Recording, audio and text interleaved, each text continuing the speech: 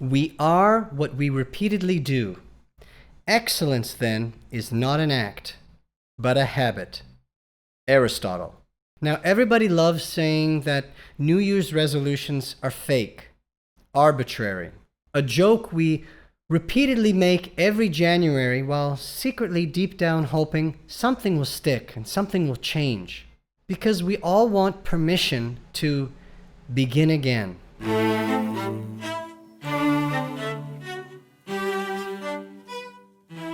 New Year's resolutions fail for a reason, but it has less to do with laziness than you might think.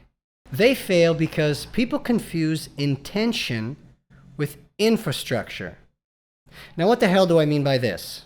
Well, on the one hand, January 1st can get dismissed as just any other day because calendars are man-made, not real, arbitrary, fake, right?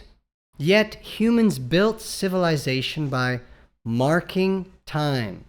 Calendars, this organization around the structure of time, helped us to avoid winters, plan migrations, grow food, and remember who we are and where we came from.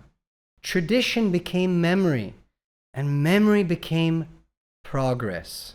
Calling calendars arbitrary or random meaninglessness misses the point. Humans run on meaning, rhythm, structure. January works because we agree it works. It is a fresh start. It is a new year. Zoom out. Then nothing matters, right? Everything is meaningless. Everything is just a construct. We are but molecules bumping into each other. I would argue that the problem never lived in the date itself. The problem truly lives in how we try to change. I've made some strange New Year's resolutions over the years, one of which I've shared on the podcast before. It was a little ridiculous, but it was about the time that I started to want to get tattoos. And I made a deal with myself around, must have been December, late December, that in the upcoming year when I began, that after my very first tattoo, I could no longer let myself go physically. Because I would be parading around all this body art on a body that I wasn't proud of. And so what would be sadder to me than letting myself go and not being healthy and not having the body I desired would be to have that full of art that was flipping and flopping all over itself. If I had the discipline and the financial acumen to invest in something so painful and so time-consuming, I should at least put it on a pretty canvas. But the resolution that really changed my life completely wasn't funny at all. Once again, it was in 2024, where I was very unhappy, and I didn't really know why.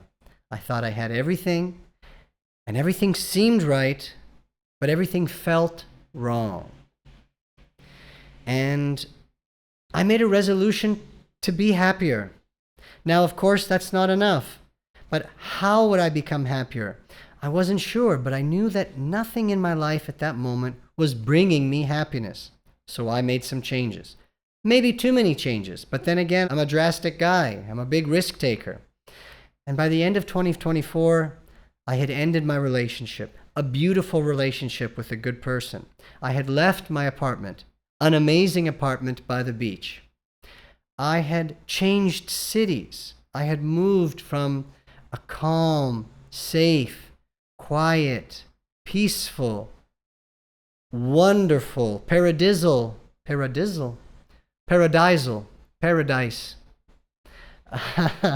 by the beach, and had moved to a big city, chaotic, expensive, dangerous, polluted.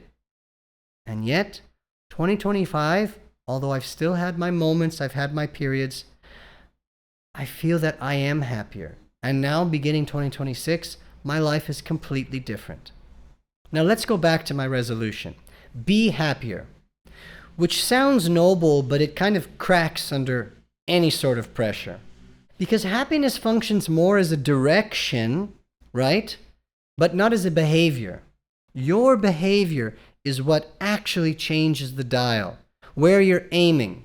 Your behaviors might be pointing at sadness, and I'm not saying it's your fault, but if you change these behaviors, you might be able to architect a different lifestyle that orients you more towards happiness. Aim for happiness, but then make the changes that create or put you in line with that aim. Real change requires answering really, really difficult, personal, awful questions. How do I need to change? And through what actions will I change for the better and in the way that I want? Why will these specific actions, as difficult as they may be, cause a positive effect on me that will reorient me in the direction that I wish to be going? What evidence at all in my past supports the fact that if I make these changes, I will be happier or I will be closer to achieving my resolution? What happens when motivation fades, as it often does? Do I believe that I can follow the limitations or the goals that I've set for myself? Are they too minimal or are they too drastic? Am I capable of actually making this amount of change in the time period that I've set for myself?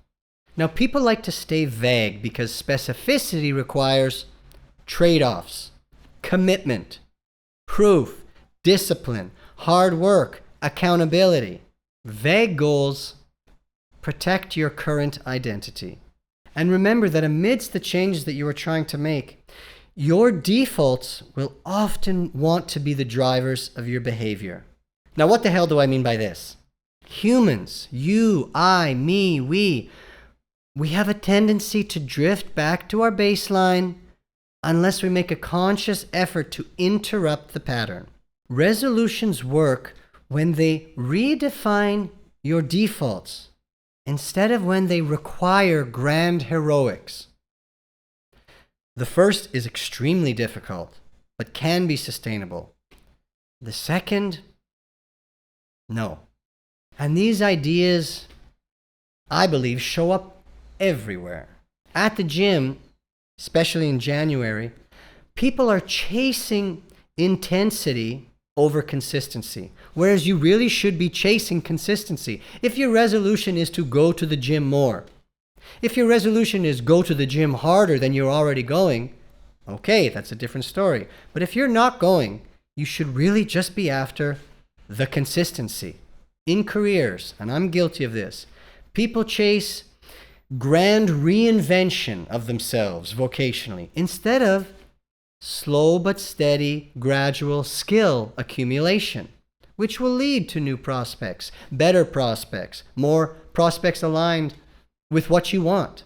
In relationships, people chase that early firework chemistry instead of chasing the behaviors that they want to see out of their partner, out of their life partner. 0 to 100 feels virtuous. It's exciting. We can smell the change. It also injures bodies, burns motivation, collapses routines, confuses relationships. One honest rep at the gym repeatedly every day will start to rebuild your identity.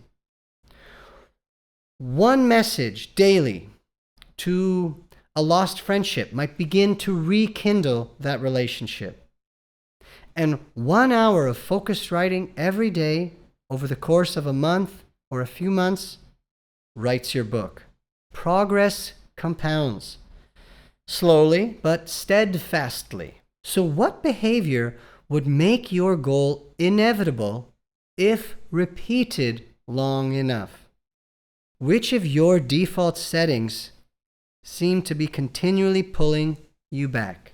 What feels large enough to make a significant difference, but small enough that you could sustain it even on a really, really bad week? And what would trying seriously look like?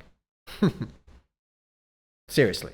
Tradition is the platform on which change can land. Intensity may impress, but consistency is what transforms. Remember that time only moves forward. The past is gone. It's history. It's not real. The future never arrives.